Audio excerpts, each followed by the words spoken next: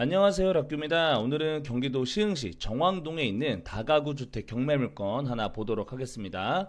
토지는 약 67평이 되겠고요. 건물은 158평이 되는 그런 경매물건이 되겠습니다. 감정가는 9억 6천만 원부터 시작을 했는데 현재는 반값까지 떨어져 있는 그런 경매물건이 되겠습니다. 여기 소유자 보시면 무궁화 신탁이라고 나와 있죠. 이런 경우에는 신탁을 끼고 이 건물을 매수를 했다가 결국에는 경매로 나온 그런 물건으로 보여집니다.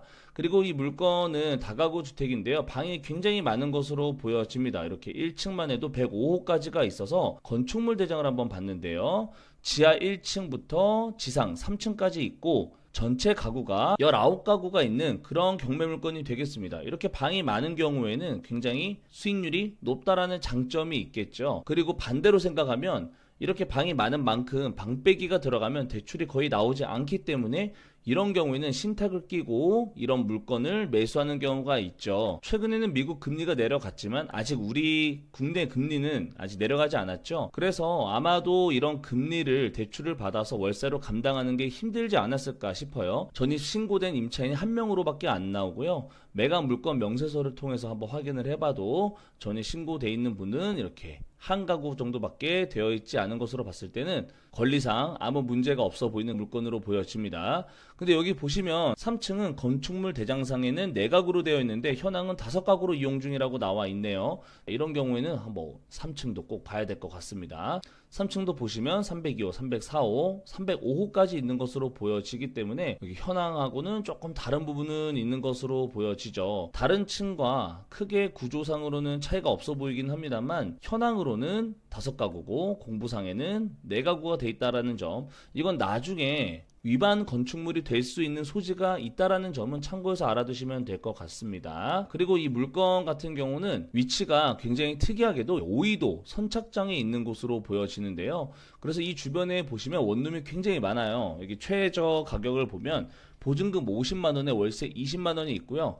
대부분 관리비가 5만원이 있기 때문에 최하로 잡아도 25만원의 월세가 현재 여기 주변에 있는 노후된 원룸의 시세라고 볼 수가 있고요. 이거를 19가구로 곱해보면 475만원 정도의 월세가 나오는 그런 건물이 되겠습니다. 근데 아까 보시면 아시겠지만 결국에 현황은 20가구이기 때문에 약 500만원 정도 나올 수 있는 그런 곳이라고 볼 수가 있겠죠. 근데 여기 같은 경우는 앞에서 봤던 것처럼 무궁화 신탁을 끼고 진행을 했기 때문에 대부분의 월세를 이자로 감당을 하다가 이렇게 현재 경매가 진행이 된 게 아닌가, 이렇게 저는 판단이 되고요. 그리고 이 주변으로 보시면요, 생각보다 그래도 동네가 나쁘진 않아 보입니다. 바로 옆에 이렇게 스틸랜드라는 산업단지가 이렇게 많이 있고요. 여기 안에도 보시는 것처럼 굉장히 많은 회사들이 나와 있는 것으로 보여지기 때문에 충분히 수요는 있을 수 있어 보이지만 주변에도 원룸이 많기 때문에 월세 시세가 그렇게 높지 않다는 점은 참고해서 보셔야 됩니다. 현재 이 매물의 방 개수만 보면은 나쁘진 않아 보이는데 월세를 많이 받지는 못하겠지만 방 자체가 많기 때문에 월 475만원에서 500만원 관리비 포함해서 받을 수 있는 물건으로 보여집니다.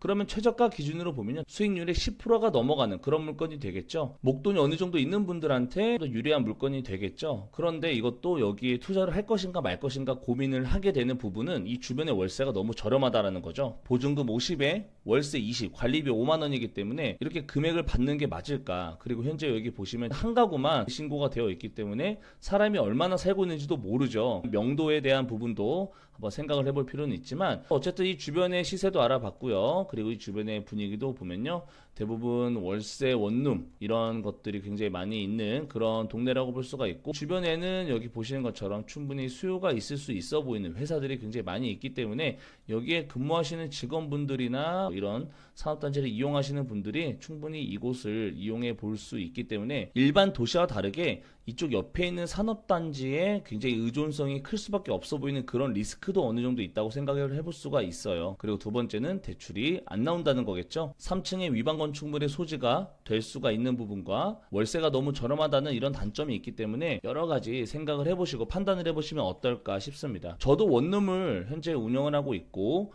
이런 형태의 되게 오래된 원룸을 운영하고 있는데 12세대를 운영하고 있으면서도 한 300만 원 이상 월세를 받고 있거든요. 근데 저는 처음에 세팅할 때만 손이 많이 가고 그 이후에는 손이 별로 안 가기 때문에 과정이 시간이 오래 걸리고 신경을 많이 써야 될 수는 있겠지만 한번 세팅을 하면 그래도 1년 또는 2년 동안은 신경을 크게 쓰지 않아도 되기 때문에 한번 가지고 와봤습니다. 관심 있는 분들은 이 물건도 잘 한번 살펴보시기 바랍니다. 그러면 영상 봐주셔서 감사합니다.